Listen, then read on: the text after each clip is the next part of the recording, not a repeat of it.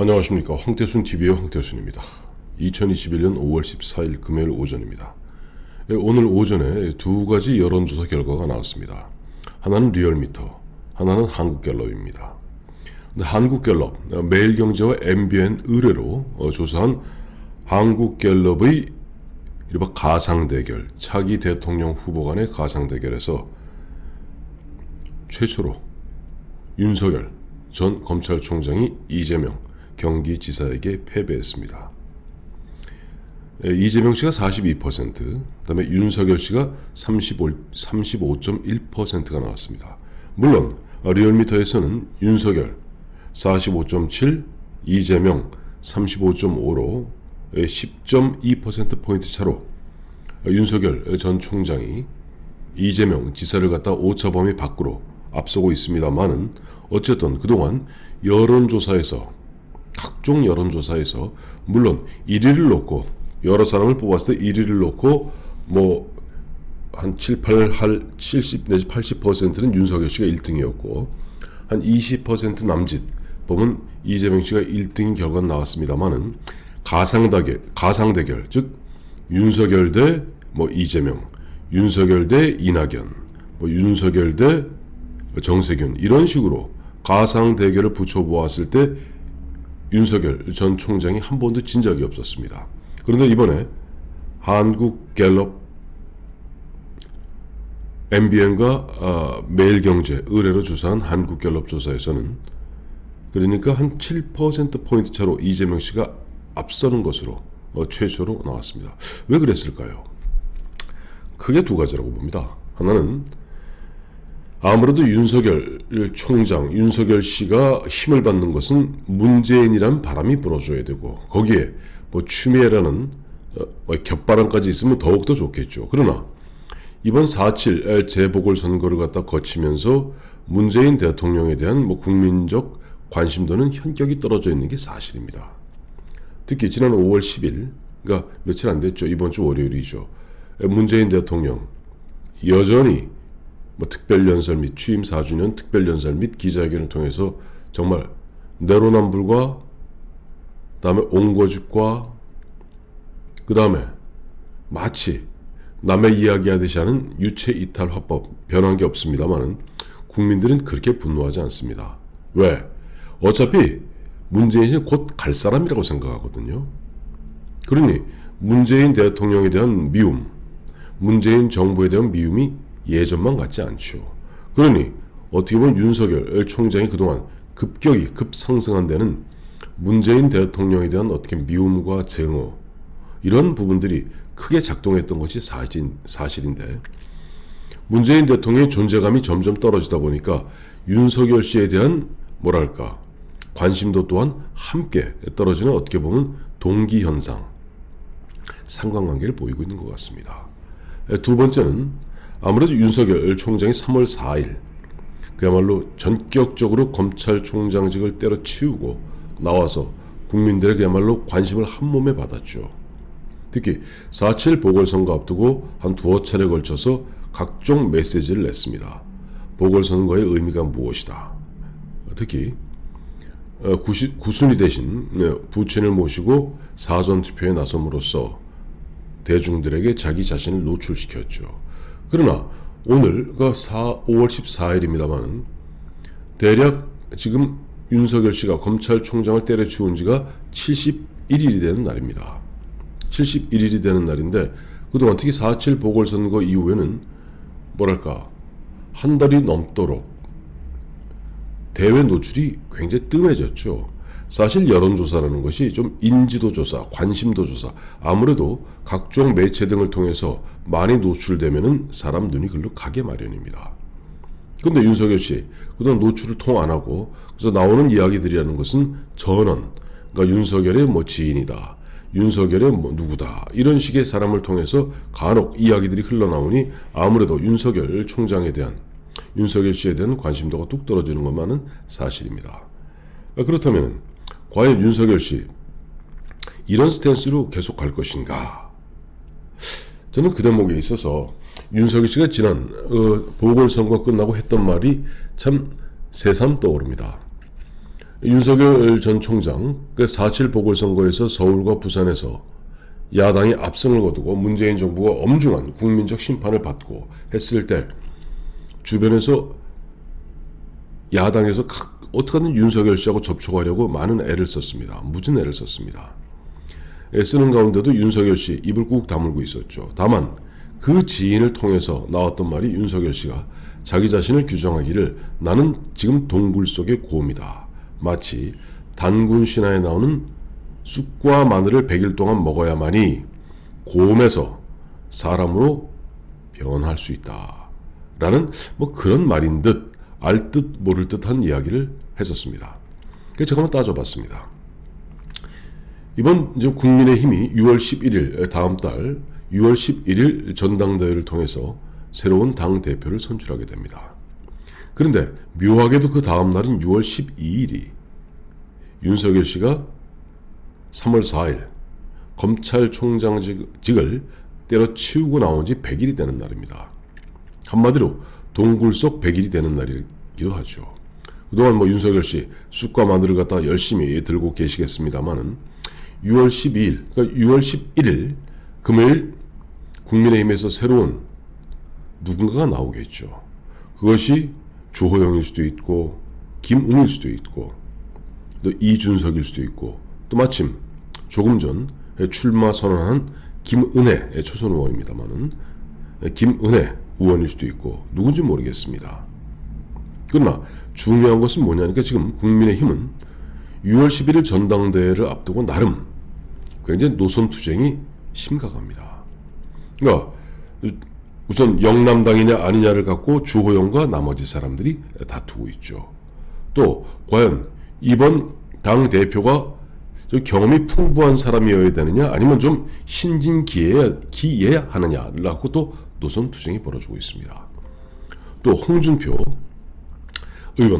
전 대표의 복당 문제를 놓고도 김웅 의원 같은 경우는 아주 강렬하게 반대를 하고 있고 또 주호영 의원 같은 경우는 적극적으로 나서고 있는 그런 입장입니다. 자, 이와 같이 사실은 선거라는 것이 참 그래서 좋은 것 같습니다.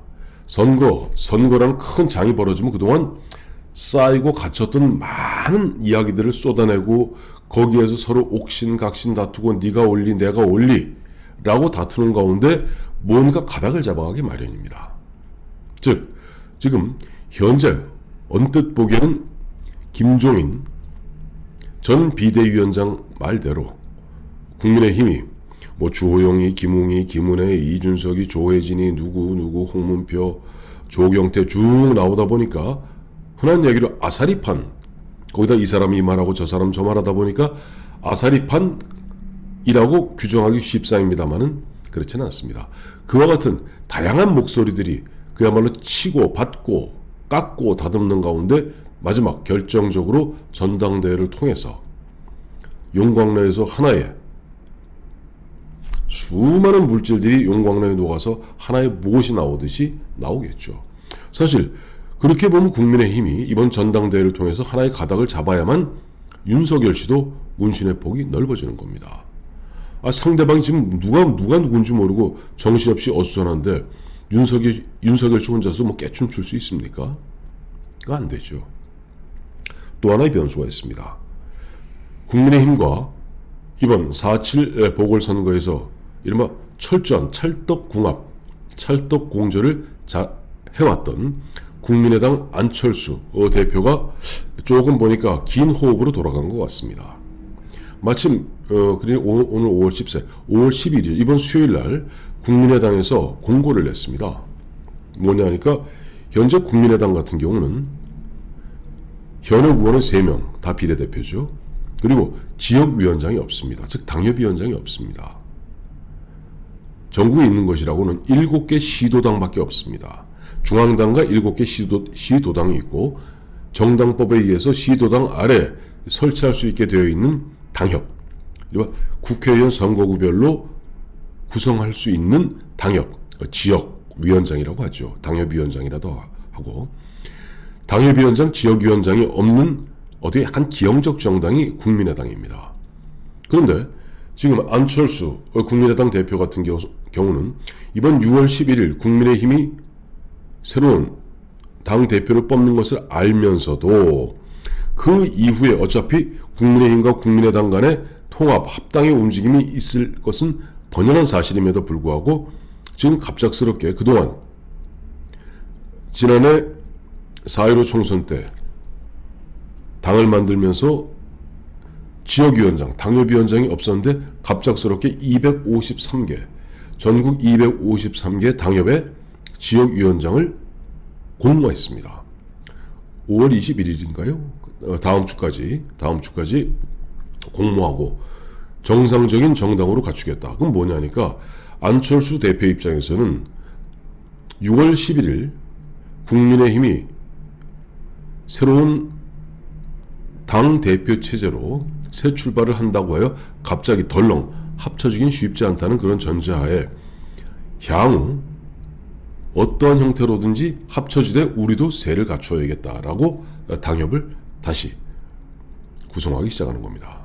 혹자는 뭐 독자 출마, 저는 안철수 대표가 일단은 독자 출마를 하고 그 이후에 국민의힘 대선 후보와 후보 단일화 과정, 그런 코스를 밟을 가능성이 크다고 보죠. 왜냐하니까 지금 어쩌든 간에 국민의힘 같은 경우는 권리당원은 28만 명 아닙니까? 일반 당원까지 합치면 100만 명이 넘습니다. 그런데 국민의당은 그렇지 않죠. 그런 가운데 안철수 씨가 그 당에 들어가서 갑자기 그 당에 뿌리도 없는 가운데 내가 대통령 후보로 나서겠다 쉽지 않습니다. 그러니까 안철수 씨가 생각하는 구도는 국민의힘 너희가 11월 초까지 다 대통령 후보를 뽑아라. 우리도 정상적인 당의 모습을 갖추어서 253개 각 국회의원 선거구별로 당협위원장, 즉 지역위원장을 갖춘, 그래서 밑에 뭐 우리 권리당원도 있고 일반 당원도 있고 그런 가운데 우리도 내가 뽑힐 것이다. 그리고 윤석열 너도 어디선가 나올 것이다. 그러면 나중에 이 세 사람이 파이널 리그, 이른바 코리안 시리즈 하면 되는 거 아니냐, 아마 이렇게 생각하는 것 같습니다. 그러다 보니까 윤석열 씨 입장에서는 국민의힘이 6월 11일 되어야만 새로운 대표가 나올 것이고 그 새 대표가 최소한 홍준표를 갖다가 복당시키는지의 문제를 결정할 것이고, 그래야만 홍준표, 유승민, 원희룡 그 외에도 몇몇 사람들이 치열한 경쟁을, 선의의 경쟁을 벌이는 가운데 대선 후보가 나올 수 있죠. 그렇게 나온 대선 후보와 안철수와 또 윤석열, 이 사람이 어떠한 형태로든지 마지막 최종적으로 한 사람으로 단일화하는 그런 과정이 보다 더 다이나믹하고, 또 보면 누구에게는 불이익이 덜 가는, 지금 보면 예를 들어 국민의힘 같은 경우 오늘 주호영 전 원내대표도 어제 마포 포럼에서 내가 당대표가 되면은 퀵 서비스로 윤석열을 갖다 영입하겠다. 윤석열을 영입한다고 바로 되는 건 아닙니다. 또 이쪽 당 내부에서도 윤석열 전 총장에 대해서 예를 들어 김용판 의원 같은 경우 굉장히 시니컬한 그런 입장을 표명하고 있고, 또 보면 그동안 숨을 죽이고 있었던 강성 당원들, 아마 박근혜 대통령 그게 문제였고 또 한번 시비를 걸지도 모릅니다. 그러니 각자 지금 각계 약진하는 가운데 최종적으로 코리안 시리즈를 통해서 저쪽에 그 유력한 이재명과 싸울 수 있는 사람을 만들어내는 것이 보다 더 효율적이겠죠. 그러니 지금 윤석열 전 총장 입장에서는 바쁠 것이 없는데, 문제는 지금 최근에 김종인 씨 같은 경우 처음에 그렇게 보면은 애면글면하다가 윤석열 씨 슬슬 디스하기 시작하지 않습니까? 또 윤석열 씨 주변에 또아리를 틀면서 윤석열 씨에 어떻게 보면 붙어서 뭘 해보겠다는 정치판의 그런 분들은 아마 굉장히 윤석열 씨를 들쑤실 가능성이 있습니다. 봐라, 네가 가만히 있고 네가 움직이지 않으니까 네가 이재명한테 지는 거 아니냐, 움직여라. 근데 이런 거 있죠. 단군 신화에 보면 그와 같은 들쑤심에 100일을 못 견디고 뛰어나갔던 호랑이는 평생 호랑이로 사는 것이고, 그 100일을 갖다 버텼던 곰은 웅녀가 되어서 드디어는 단군의 어머니가 되는 겁니다. 윤석열 씨 지금 보니까 오늘 가상 대결에서 이재명 씨한테 첫 패배를 당했는데 여론조사라는 건 원래 그런 겁니다.